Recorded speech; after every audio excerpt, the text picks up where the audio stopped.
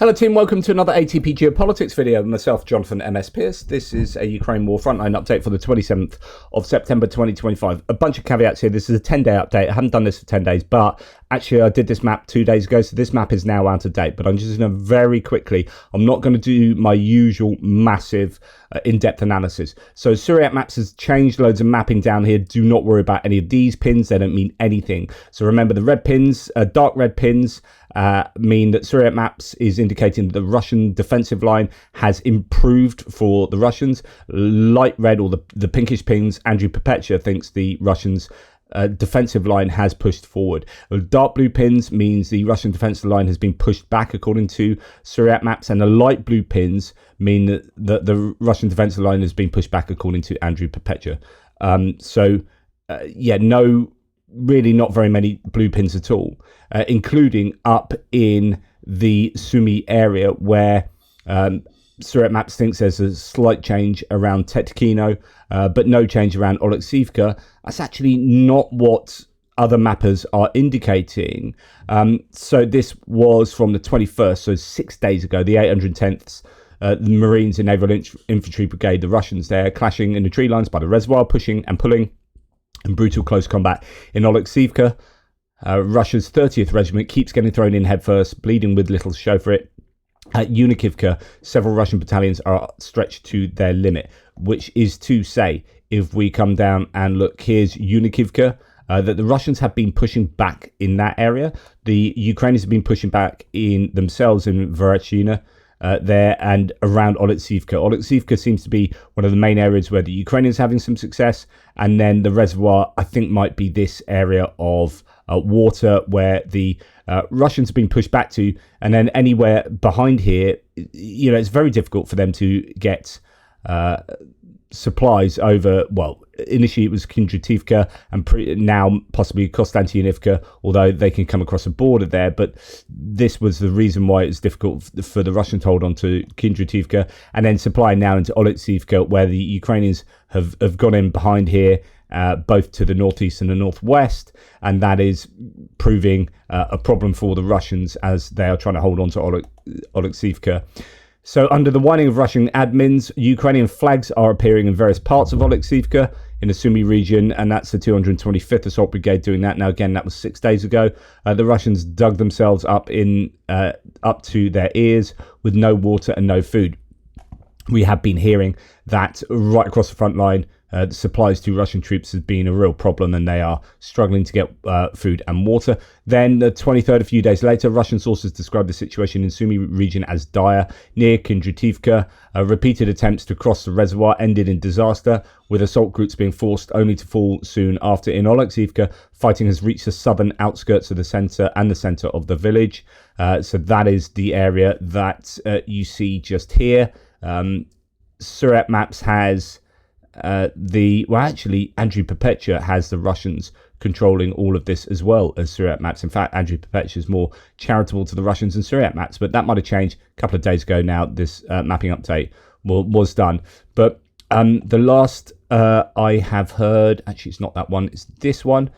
This came then on the 25th, so just a couple of days ago now. Russian sources report from Oleksiivka, Sumy region that fresh reinforcements have arrived. They describe the troops as motivated but completely inexperienced, thrown straight into combat instead of holding second-line positions. As a result, Russians are taking what they call senseless losses. So the Russians are putting some reinforcements in. They're very green, and they are just being thrown into the front line rather than manning the second lines of defence there. And then we have this from the 25th. This, I think, might be a pro-Russian source.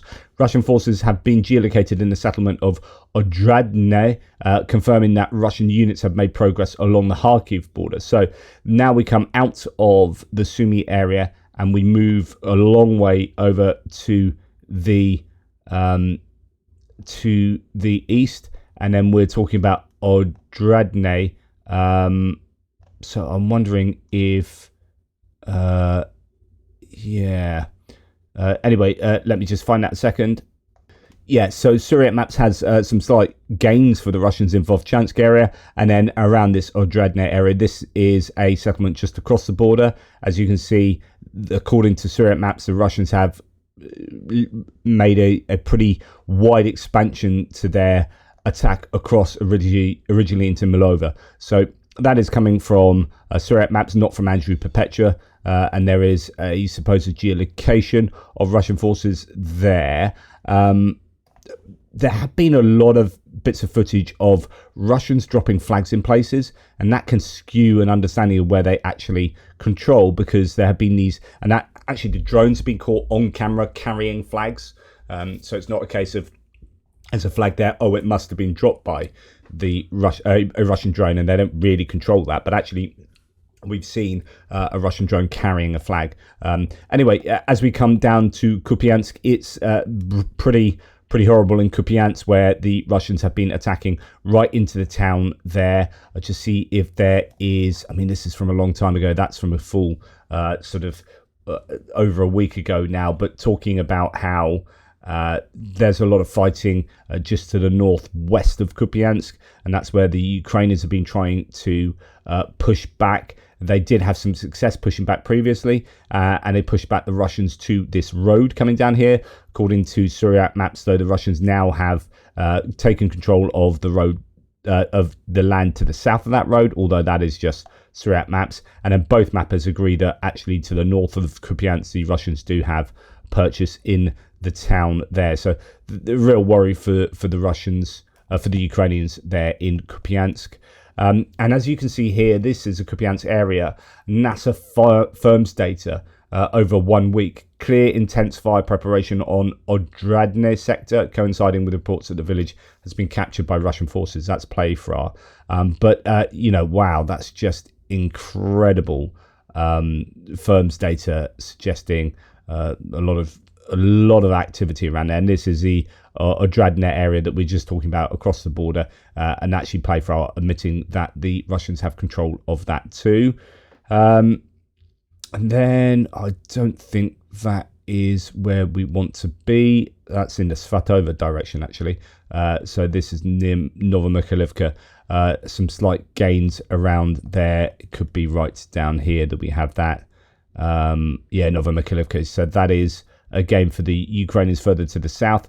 No change to the Pashchany area. A slight gain around Makivka, around this Kharkiv, Novopavliske area, where the Ukrainians have retaken actually a fair bit of land there, according to Surat maps. This is what it looks like on Grayskull's map there. So, a bit of success, but success seems to be pretty short supply for the Ukrainians, as the Russians, again, mainly Surat maps, according to them, the Russians are really pushing back in the Lyman sector. Well, not pushing, well, it is pushing back because the Ukrainians took it from them, but then the Russians took it from the Ukrainians, so, whatever. But yeah, the Lyman is looking really challenging for the Ukrainians, as is the Serebranski forest, that they're just continuing to expand there, moving towards Yampil. A lot of talk about Yampil going on. I don't know if I have anything on that. No, just down to Chasiv Yar. So that there are claims that the Ukrainians have actually taken some land back in Yampil. I might have. No, I don't. I did have something on Yampil, but yeah, the Ukrainians apparently, recognizing there's an issue there, and trying to push back.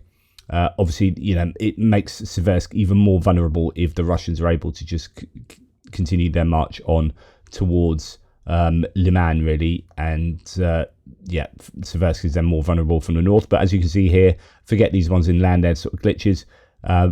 The Russians are pushing in a number of places near Seversk, trying to push forward there. And then we come down to Chasiv Yar area. It's not indicated by either of these mappers, but there is a claim that the Ukrainians have counterattacked in Chasiv Yar. This is, though, a good 9 days old now as a claim. But that's in the kind of, if we look at that on the map, you can see just south of this kind of chalk area, in this section of the urban area of Chasiv Yar, the kind of southern area of Chasiv Yar, on the way to Stupochki and the T0504 road that comes down there. So potentially some gain for the Ukrainians there. But other than that, you can see that Konstantinivka is being threatened. The Russians making some huge gains in this area. according to Suriyat maps over the course of some weeks here, but Dnepropetrovsk still has the Russian defensive line much further back, and the same can be said around the Novotoretske area too, although as you can see here, Russians making gains again, as according to Suriyat maps, some slight push and shove maybe around Yablonivka there. In fact, we have here Playfra saying that Russian forces have consolidated in a dacha village called Yahidka in the Konstantinivka direction. It's really possible to say that the battle for the city has started. Okay, so that's going back up to Konstantinivka, and that's coming along here. That's this area that, to Playfra, seems to think is, the Russians have taken. That's here, that area just south of Pretechina. So that's here in this area. Okay, so Konstantinivka is looking vulnerable. I think the front line, other than the Pokrovsk area and Sumy, is basically looking pretty challenging for the Ukrainians right up and down the front line. Now, where the Ukrainians are having some success is, although it's much of the same rhetoric, it is in this Pokrovsk northern bunny ears sector, whatever you want to call it, where the Ukrainians have cut the Russians off, and there are claims that they have been properly cut off now. In fact, the ISW has that the Ukrainians basically, I think, are somewhat in control of Pankivka and Novotoretske to differing degrees, and that's cut off the Russian supplies north. It is, I mean, there are claims that the Russians are losing hundreds of people a day in this area. All sorts of dooming has been written, but they are still holding on, it appears. But it's probably because they are throwing in their reserves here. So the Russian naval infantry grouping is now engaged in the Dobropillia area. The 177th, the 40th and 155th Naval Infantry Brigades are conducting attacks near Poltavka, while the 336th Brigade is operating near Novotoretske. For now, the 61st Naval Infantry Brigade appears to remain in reserve. Overall, the Marines are mixed in between 51st and 8th Army units. Due to Ukrainian redeployments, the naval grouping now faces well-regarded units such as Rubij National Guards units, Scala, 225th, the 82nd and the 95th Air Assault Brigades, the 93rd Mechanized Brigade, and more. So Ukrainians have some pretty good forces there, and of course they've got the 155th and other regular forces there. The Ukrainians have some pretty good forces, but there are claims that the Russians are cut off in these three areas that I've talked about for ages, and they still don't seem to have capitalized fully on that, but things take time, and the Russians are piling in, of course, their own troops to that area. So if we were to draw on a page here, the Russians have been cut off in places like in Chasiv Yar up here, and then you've got Novotoretske and Sharkova there, so you've got this area, and then, well, there are claims that there's sort of three areas that have been cut off in, and then you could even talk about efforts to try and cut them off in this area as well. But there are consistently numerous claims from decent sources that the Russians really are properly cut off now. Grayskull, for example, says the situation is catastrophic. Russian troops are encircled. The losses are huge. Russian war correspondent on the situation in the Pokrovsk direction. The armed forces of Ukraine have blocked the Russians in 3 cauldrons simultaneously, cutting off their retreat routes.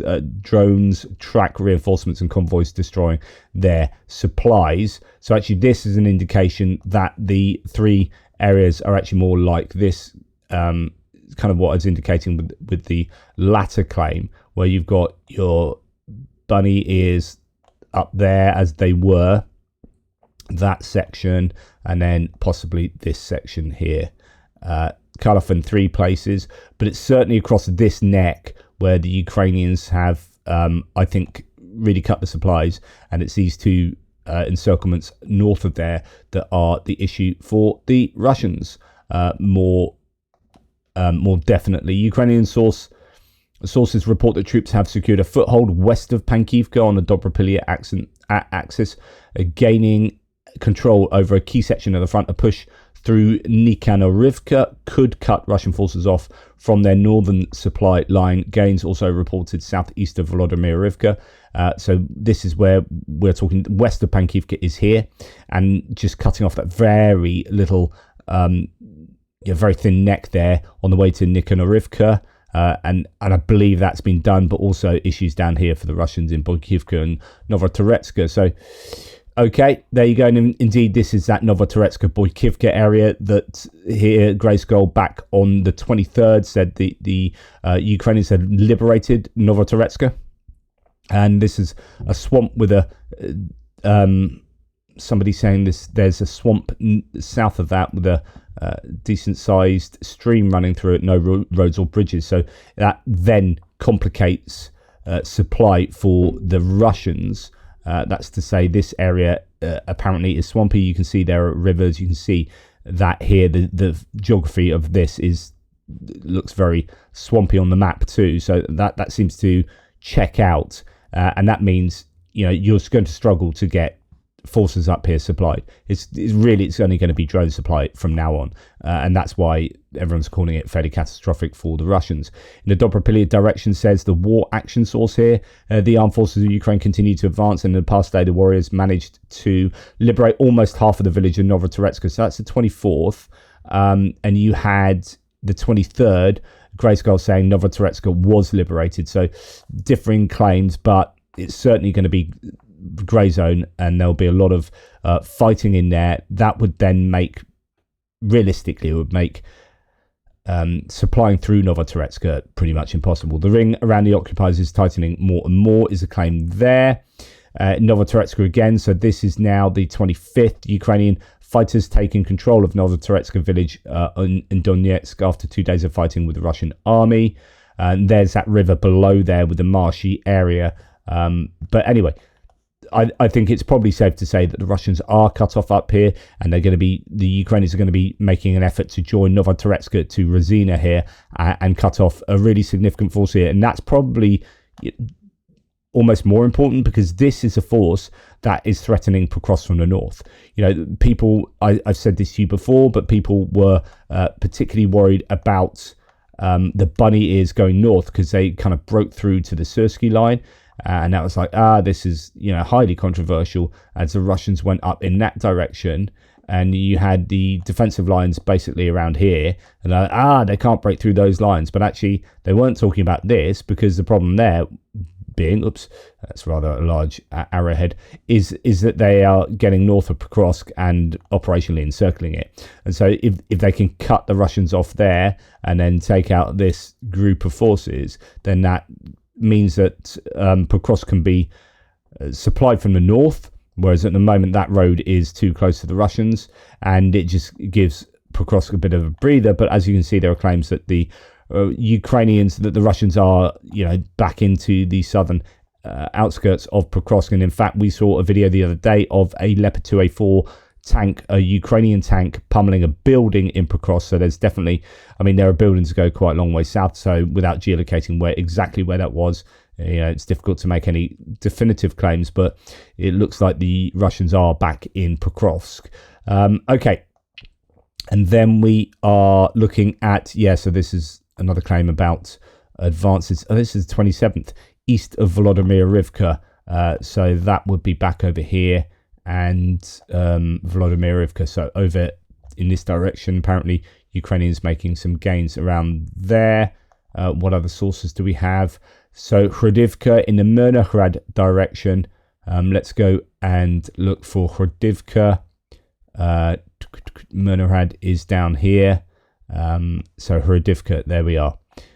So what is the claim here? So just, I guess, north of there in those fields around here, Ukrainians having some success around there. Okay, then lots to be said about sort of defences in the area, particularly further to the south in the Novopavliske direction.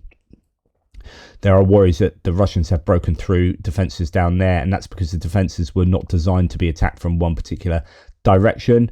Pokrovsk general direction in white is our existing defensive lines, and in yellow new ones. So the Ukrainians aren't just sitting back like they had been previously, not building. They were criticized for the Avdiivka direction, not building defenses when they really should have done because they weren't expecting to lose that ground. Now they are consistently building defenses back and back and back, and that's pretty sensible.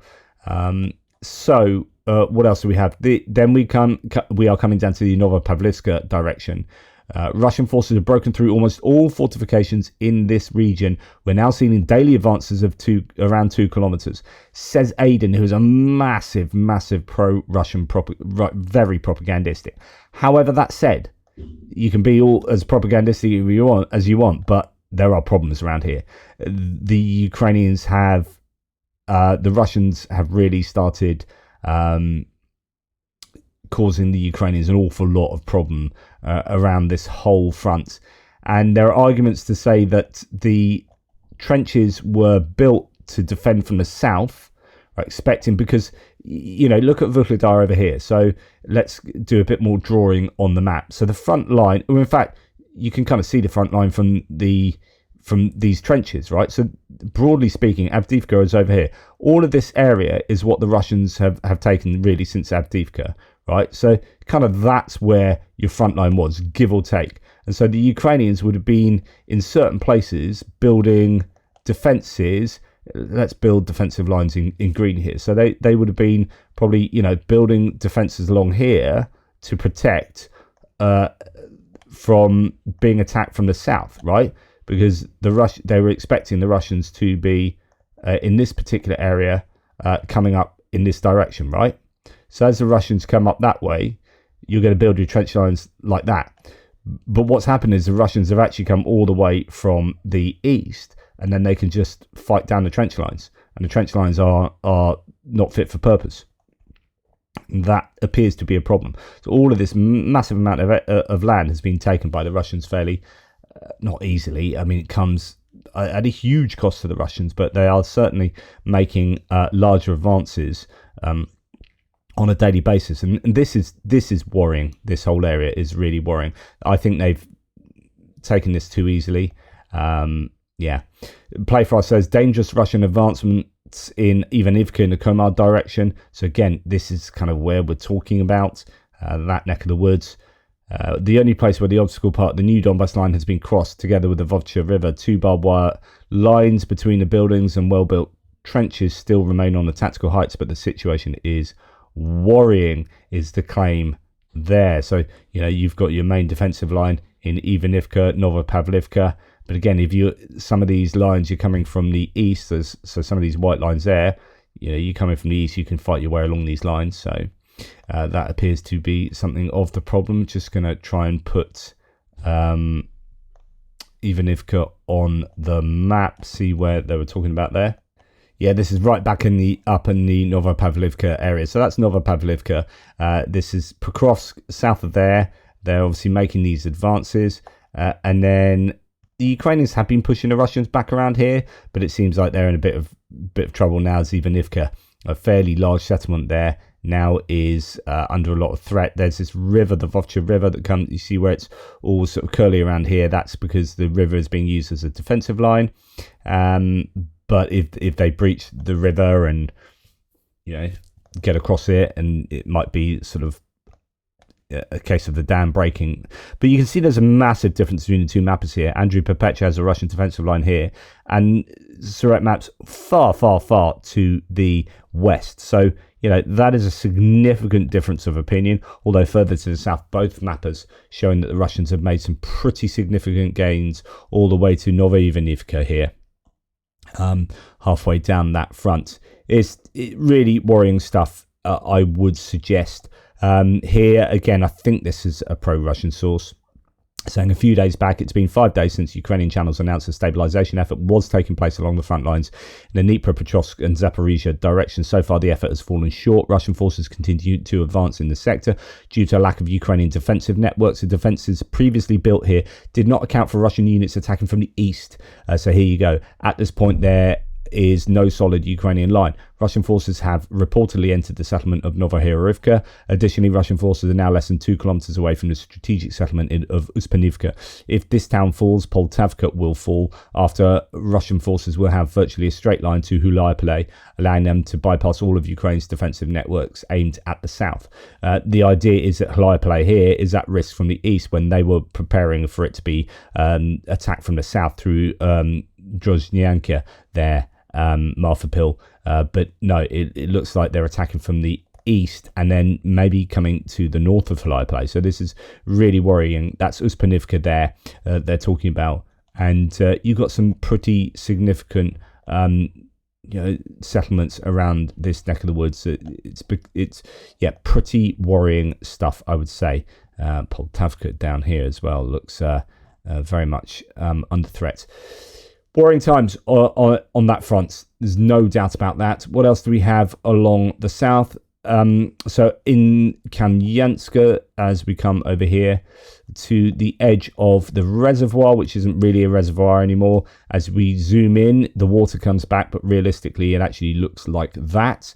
That's not to say it's easy to traverse. I think it's quite crusty and boggy in some areas due to having had a lot of water on it for a long time, even though it's drained out now. Now, the Ukrainians are seeing the Russians make some fairly consistent gains in this whole area between Stepnohirsk and Kamyanska. And the worry here is that the Russians get much further north and they start being able to challenge Zaporizhzhia. So this is, again, another worry, although the claims are that the Russians are losing quite a lot of troops around here. That has been a constantly communicated aspect of this. From actually, Playfar says this quite a lot. So this is from the 19th, this is quite a long time ago. Russian forces consolidating there, and then it goes on to the, this is 19th as well. Oh no, that's the same one. There was another one. Here it is. I accidentally duplicated that. This is from much later, 22nd. Russian forces continue slowly munching on the grey zone and consolidating parts of it, in particular some buildings in northern Plavny, near the lake's southern shore, the 3rd district's garbage dump, west of the district itself, the southernmost and easternmost high-rise buildings of the 3rd district, and some houses of the Dacha area, etc., etc. The fighting's also increased in the whole southern street of Stepnohirsk. You can see it under now in the grey zone. Okay, so that's to say they're moving through this place called Plavny, right next to the reservoir, but they're also now starting to fight in the southern areas of Stepnohirsk, which is a real worry. A Russian strategy: send large groups of assault groups of 10 to 20 people to run in bursts of 1 kilometer or 1 hour, ideally in either bad weather, sunrise or sunset, to limit Ukrainian drone effectiveness. If they aren't eliminated, wait 5 days, accumulate and run 1 kilometer again. Previously wounded or dead Russian assault troops are often used as donkeys for advancing troops which carry equipment, food and water. This cycle repeats until critical mass is reached at the indicated point through the radio, and a new wave of assault starts again. But they are, as mentioned, taking some pretty large losses. A Ukrainian strategy using small infantry clearing groups under extremely heavy FPV drone cover to often attack and clear out large Russian accumulations in basements seems to be quite effective. If infantry is not available, use a combination of FPVs, mortars and artillery to clear out Russian accumulations. So, but the Russians are making those gains slowly but surely there, but at quite a cost. But isn't that the same for much of the rest of the front line? So I think there's been a bit of a shift back in Russia's favour as they are making some significant gains. I was talking about culmination previously. There are all these rumours that they are recruiting enough. Then there are other rumours that they aren't recruiting enough, that they're bringing troops to these areas from Kherson and Sumy, and they're piling them into places like Pokrovsk, but nevertheless they are having this success further to the south in the Novopavliske direction, and super worrying. Anyway, that's enough from me. Thank you for listening, take care, and I'll speak to you soon.